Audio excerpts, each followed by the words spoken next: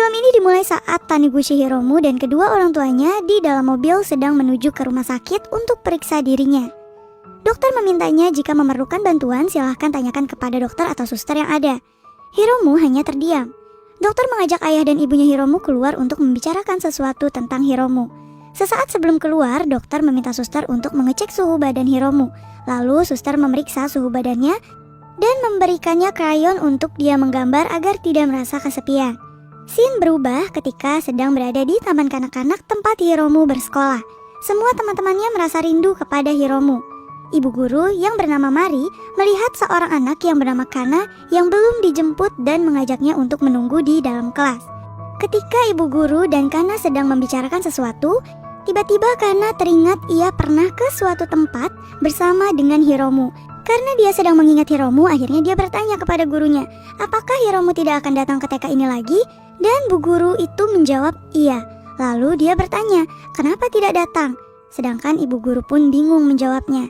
Dan ibu guru hanya menjawab, ya banyak alasannya. Lalu Kana memberitahu ibu guru bahwa Hiromu mengikuti lari estafet. Dia memakan sayuran, dia juga sudah membeli tas sekolah. Jadi apa alasannya dia ketika tidak datang ke sekolah itu? Karena Kana yang terus bertanya, akhirnya bu guru itu bilang, karena sebentar lagi kau pasti akan melupakannya. Dan di situ Kana hanya terdiam. Lalu ibu guru lainnya memanggil Kana karena neneknya telah menjemputnya. Dia pun akhirnya turun dan langsung berpamitan dengan ibu guru. Oji-san ippai aru yo. Hito no koto yubi sashita ra dame. Otto. Ochi. Hingga akhirnya tiba-tiba ada 5 orang anak naik kereta api, yaitu Kana, Shun, Mikoto, Yui, dan Takumi. Ternyata mereka mau pergi ke tempatnya Hiromu.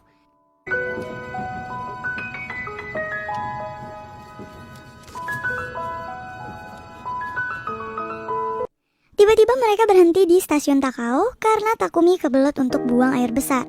Shun menunggu Takumi dengan gelisah di luar kamar mandi, dan ketiga anak perempuan sedang asyik mengobrol di kamar mandi. Lalu akhirnya mereka melanjutkan perjalanan ke stasiun Kobushizawa. Di situ Takumi merobek peta, lalu Yui ketinggalan di stasiun Takao.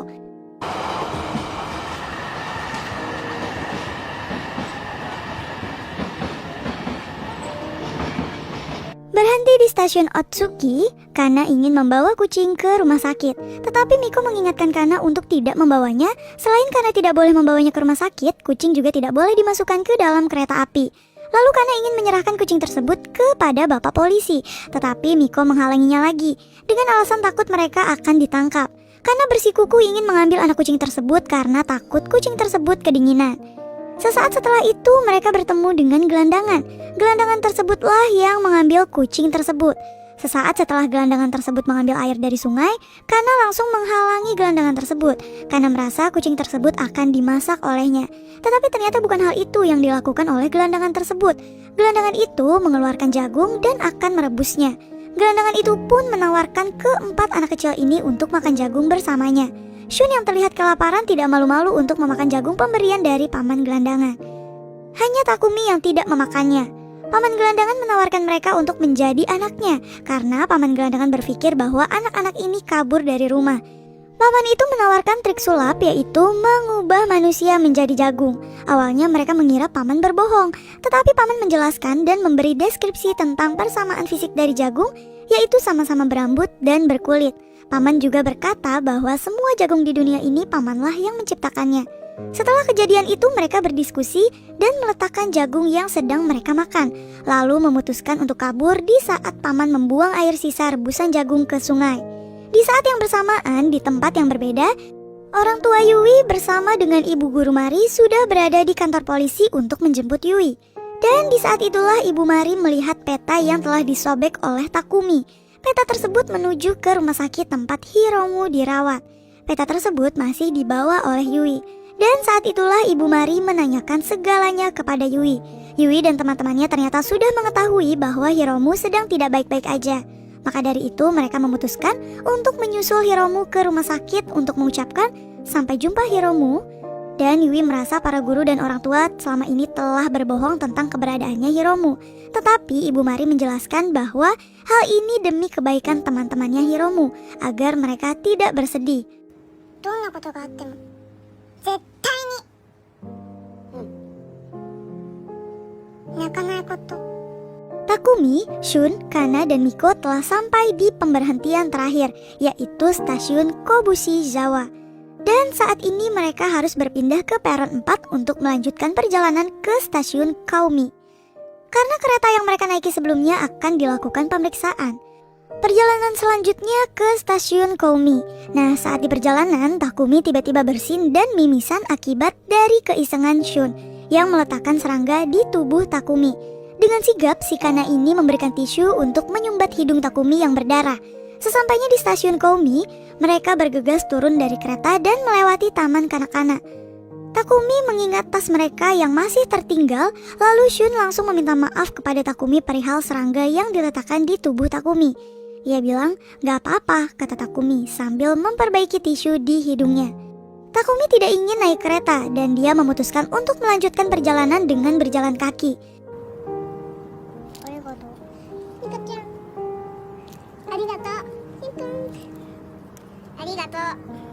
Anak-anak TK ini pun melanjutkan perjalanan dengan berjalan kaki sambil bernyanyi. Di tengah perjalanan, mereka berhenti di perkebunan stroberi dan memakan beberapa buah. Perjalanan mereka dilanjutkan. Akhirnya mereka bertemu sungai dengan air yang dangkal dan jernih dengan jembatan kereta api di atasnya. Mereka berhenti untuk beristirahat di jembatan tersebut sambil menjemur sepatu yang telah basah oleh percikan air saat bermain di sungai. Saat ini Ibu Guru Mari telah sampai di stasiun Kobushizawa dan sedang melihat peta untuk rute selanjutnya. Dering telepon mengagetkannya. Ternyata ayahnya Takumi yang menelpon dan menjelaskan bahwa beliau telah berdiskusi dengan pihak sekolah tentang akhir-akhir ini emosinya Takumi ini sedang tidak stabil karena ibunya Takumi pergi meninggalkan rumah sebulan yang lalu yang membawa kakak perempuannya. Takumi merasa ibunya meninggalkannya karena dia mengatakan bahwa pancake buatan ibunya itu gak enak. Kana dan teman-temannya yang sedang beristirahat dan asyik ngobrol tentang cita-cita. Kana ingin naik awan besar. Shun ingin menjadi pemain sepak bola dan Miko ingin menjadi bintang terkenal. Tapi itu semua dipatahkan oleh Takumi. Ia bilang, awan itu terbuat dari kumpulan air yang menguap, jadi sama saja seperti uapan air. Kau tak bisa menaikinya. Shun tidak mungkin bisa menjadi pemain sepak bola karena larinya aja lambat. Kalau mau menjadi orang hebat harus dimulai dari TK-nya dulu. Miko tidak bisa menjadi bintang terkenal karena jika ingin menjadi bintang terkenal ya harus operasi plastik dulu, kata Takumi. Shun marah dan pergi setelah mendorong Takumi hingga Takumi terjatuh. Miko dan Kana yang sedang berusaha melerai kalah dengan kekuatan badannya Shun. Kana berusaha mengejar Shun tetapi tidak terkejar. Tersisalah akhirnya Takumi, Miko, dan Kana yang berjalan melewati pinggiran jalanan. Dalam perjalanan mereka bertemu dengan Shun yang sedang menuju ke kantor polisi. Shun memberikan isyarat kepada teman-temannya untuk pergi karena jika mereka tertangkap, mereka tidak akan bisa melanjutkan perjalanan menuju Hiromu. Kana dan kedua temannya melanjutkan perjalanan ke stasiun terdekat. Sangat disayangkan, salah satu krayon Hiromu yang berwarna biru terlindas kereta karena Takumi melemparnya dan jatuh tepat di rel kereta. Sesaat sebelum kereta melindas, Kana sempat ingin menyelamatkan krayon Hiromu tetapi dihalangi oleh Miko. Miko selalu mengingatkan untuk menaati aturan yang ada.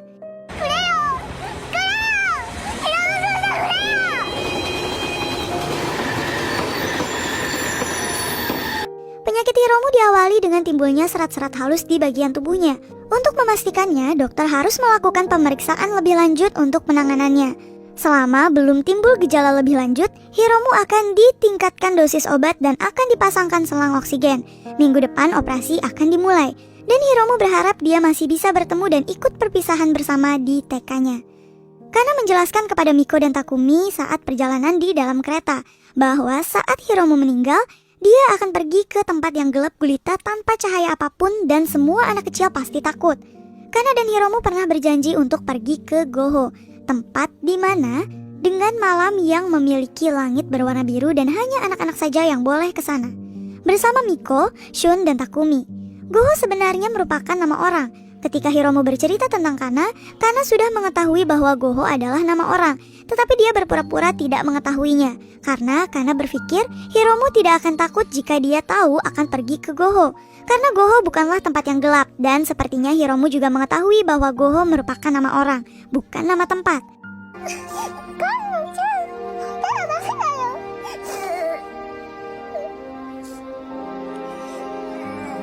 Telah sampailah ketiga anak ini di stasiun terakhir. Kana yang saat awal paling bersemangat untuk bertemu Hiromu tiba-tiba berhenti. Ia tidak mau melangkahkan kakinya lebih banyak karena takut untuk bertemu dengan Hiromu. Takumi membelikan tiket untuk kembali ke Tokyo, hanya perlu menunggu selama 10 menit hingga keretanya datang. Takumi berbalik arah dan tiba-tiba ia menangis. Di situ Miko mencoba menenangkan Takumi yang sudah mulai menangis, dan Kana pun mengurungkan diri untuk kembali ke Tokyo dan tetap akan pergi untuk melihat Hiromu. Takumi dan Kana sampai di minimarket untuk membeli nasi kepal dan menghangatkan tubuh, tetapi mereka kehilangan Miko. Miko yang saat berjalan bersama melihat poster anak hilang yang telah ditemukan. Atsuka Hirano adalah nama anak yang telah hilang. Atsuka diculik dan nyawanya hilang di tangan pelaku yang kerap melakukan penganiayaan dan menghilangkan nyawa terhadap anak kecil. Di situ Miko ketakutan dan Miko berlari ke arah yang tidak menentu sambil mengingat nomor telepon mamanya. Saat Miko menemukan telepon umum, Miko langsung menelpon mamanya dan Miko dijemput dengan mobil polisi dan bertemu dengan Shun di kantor kepolisian Saku. Ibu Mari dan Shun menghampiri Miko yang masih berada di dalam mobil. Ibu guru menjelaskan bahwa mamanya Miko akan menjemputnya. Takumi dan Kana masih berusaha mencari rumah sakit tempat Hiromu dirawat. Petunjuk-petunjuk yang diberikan Takumi membawa mereka lebih dekat dengan keberadaan Hiromu. Tetapi Takumi tidak melanjutkan perjalanan. Takumi berpesan untuk menaiki bis yang akan datang. Apapun yang akan terjadi, Kana tidak boleh keluar dari persembunyian, kecuali saat bis datang. Takumi yang saat itu melihat mobil polisi datang langsung berlari untuk mengalihkan fokus dari para polisi agar Kana bisa melanjutkan perjalanan untuk bertemu dengan Hiromu. Kana bertemu dengan bibi tua di dalam bis yang dia naiki. Bibi tersebut bercerita tentang tidak nyamannya berada di posisi sekarat dan menawarkan Kana untuk menukar posisinya dengan Hiromu. Tetapi sepertinya itu semua hanya mimpi dan ilusinasinya si Kana. Kana segera pergi dari bis dan berlari menyusuri jalan. Ibu guru Mari datang di saat yang tepat, saat Kana sudah hilang arah. Saat Kana mulai ketakutan dengan hening, gelap, dan sepinya jalanan, Ibu guru Mari langsung memeluk Kana saat pertemuan mereka. Ibu guru Mari mengajak Kana untuk beristirahat dan menjelaskan bahwa perjalanan yang mereka lakukan amatlah berbahaya dan membuat banyak orang khawatir. Ibu guru bercerita saat ia masih bersekolah TK, ibu guru memiliki teman yang tidak memiliki jari kelingking di kaki kanannya dari lahir. Tetapi teman Ibu Mari tidak pernah bermasalah dengan hal itu, meskipun dia kesulitan dalam bermain. Orang-orang melihat dia kekurangan fisik, tetapi mereka tidak peduli. Berbeda dengan ibunya masih terlihat marah sama sekali seperti dia keluar dengan telanjang kaki dan menyuruhnya untuk menggunakan kaos kaki. Dia berpikir ada sesuatu yang harus disembunyikan dari kakinya. Jadi semenjak dia TK hingga seterusnya, dia tuh gak pernah ikut pelajaran berenang dan olahraga. Saat anak-anak lain ingin melihat kakinya, dia bilang kepada anak-anak itu untuk tidak melihat kakinya. Dia ingin sekali berenang, tetapi kalau teman-temannya melihat kakinya, dia bisa diejek dan dijahati. Padahal berenang adalah hal yang paling dia sukai. Cerita tentang teman Ibu Mari berhenti sampai di situ, dan malam itu mereka melanjutkan perjalanan untuk menemui Hiromu. Sesampainya mereka di rumah sakit, mereka mendengar percakapan dokter dan ibunya Hiromu tentang hasil pemeriksaan dan tekanan darah Hiromu yang berangsur stabil dan baik.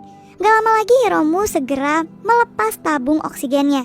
Ibu guru mengantarkan Kana sampai ke koridor rumah sakit dan akan menunggunya di sana. Kana akan menghampiri Hiromu sendirian. Ibu guru mengingatkan Kana perihal janji yang harus ditepati olehnya untuk Hiromu, yaitu tidak menangis. Ia bilang, "Apa kau bisa menjaga janjimu di depan Hiromu?" tanya Ibu Mari. Kana menjawab dengan tenang, "Bisa." Kana meyakinkan diri apakah ia terlihat cantik. Tanpa ragu Ibu guru Mari menjawab, "Iya, kau terlihat cantik." Hiromu terlihat kaget dan bergegas melepas selang oksigen yang terpasang di hidungnya serta menyalakan lampu kamar saat tahu ada seseorang yang diam-diam masuk ke ruangan inapnya. Alangkah kagetnya ketika dia tahu bahwa Kanalah yang masuk ke ruangannya. Ia bilang, "Apa kau ingin mengajakku main? Apa kau datang sendiri?" kata Hiromu. Kana pun menjawab dengan bahagia saat melihat Hiromu memanggil namanya. Iya, aku datang untuk mengajakmu main. Tidak, aku datang dengan Shun, Mikoto, Yui, dan Takumi. Tapi sekarang hanya ada aku. Hiromu terus mengajukan pertanyaan kepada Kana. Sepertinya Hiromu ini masih gak percaya Kana telah datang menjenguknya. Hiromu bilang, apa kau datang menggunakan mobil? Dan Kana pun mulai bercerita kendaraan apa yang telah mereka gunakan. Berawal dari naik kereta, jalan kaki, dan naik bis. Pertanyaan-pertanyaan Hiromu sudah terjawab. Tetapi kali ini Kanalah yang akan bertanya dengan alat-alat yang terpasang di tubuh Hiromu. Salah satunya alat oksigen. Untuk apa itu? Kata si Kana. Dan ia pun menjawab, bernafas. Aku bernafas menggunakan mesin itu. Terus Kana tanya lagi, seperti ikan mas katanya. Hiromu, kau mengidap penyakit ikan mas ya? Sepertinya Kana sudah masih penasaran dengan penyakit Hiromu. Bukan, nama penyakitnya itu bukan ikan mas. Kana, kamu lucu banget, kata Hiromu. Lalu mereka tertawa bersama. Kana bercerita bahwa saat menuju ke rumah sakit mereka menerbangkan layangan bersama yang lain. Hiromu ingin mengajak Kana ikut dengannya. Tetapi Kana ingin meminta izin terlebih dahulu kepada ibu guru Mari. Hiromu tiba-tiba mengatakan bahwa Kana seorang pembohong. Karena tidak mungkin ibu Mari mengizinkan Kana untuk ikut dengan Hiromu. Kata Kana, apa kau tidak mau keluar? Tidak mungkin, karena aku sudah merepotkan banyak orang, katanya. Ibu guru Mari bertemu dengan Ibu Yuka, ibu dari Hiromu. Ibu Yuka menjelaskan bahwa ada kegaduhan dan jam jenguk juga sudah habis.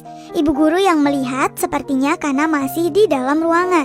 Mencoba untuk menghalangi Ibu Yuka untuk lewat, Ibu Yuka yang mulai kesal mempertanyakan, apakah Ibu guru Mari pernah berpikir seberapa banyak masalah yang ditimbulkan oleh anak-anak ini? Dan jelas ini sebuah masalah. Karena membuat semua orang menjadi khawatir. Dengan suara getir, Ibu Mari menjawab, kenapa tidak menaruh mereka di kotak dan menguncinya di dalam kamar inap?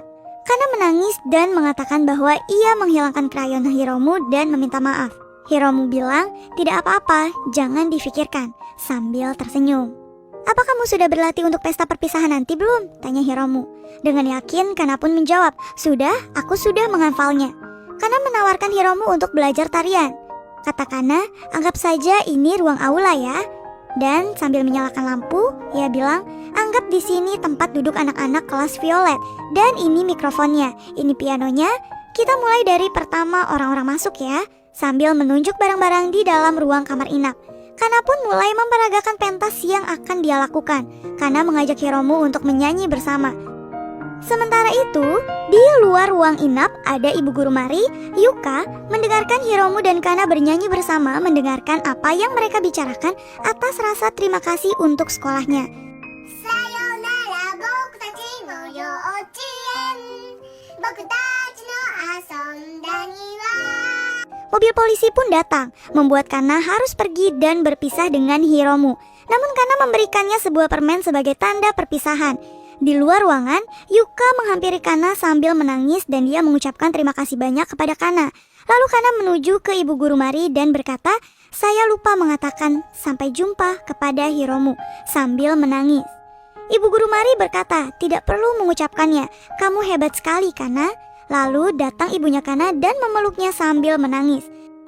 Mama, uchigoto wattano? Mateo? Mama. Pesta kelulusan pun akhirnya tiba. Semua anak-anak bernyanyi bersama untuk kelulusan kakak kelasnya. Tetapi ketika Ibu Guru Mari mengambil souvenir di ruang kelas, terdengar ada sebuah fax masuk dan dia melihatnya. Ternyata itu dari Hiromu. Lalu dia menunjukkan kepada kepala sekolah saat ingin memberi kata sambutan. Tetapi kepala sekolah meminta Ibu Guru Mari dan membacakan pesan itu. Ibu Guru Mari membacakannya dan membuat semua orang menangis dan terharu. Karena Hiromu telah selesai dioperasi dan akan sembuh. Mereka akan bermain bersama kembali. Hiromu mengucapkan rasa terima kasih atas perhatian semuanya dan berkata, kita adalah teman. Semua orang bertepuk tangan dan merasa bangga atas anak-anaknya yang sangat peduli kepada temannya. Semua anak-anak lanjut bernyanyi dan bersenang-senang atas kesembuhannya Hiromu. Dari film ini sebenarnya kita bisa belajar bahwa teman yang baik tidak akan pernah meninggalkan temannya sendirian dalam keadaan apapun. Dan film pun selesai. Mohon maaf apabila ada kesalahan dan kekurangan dalam video ini. Terima kasih.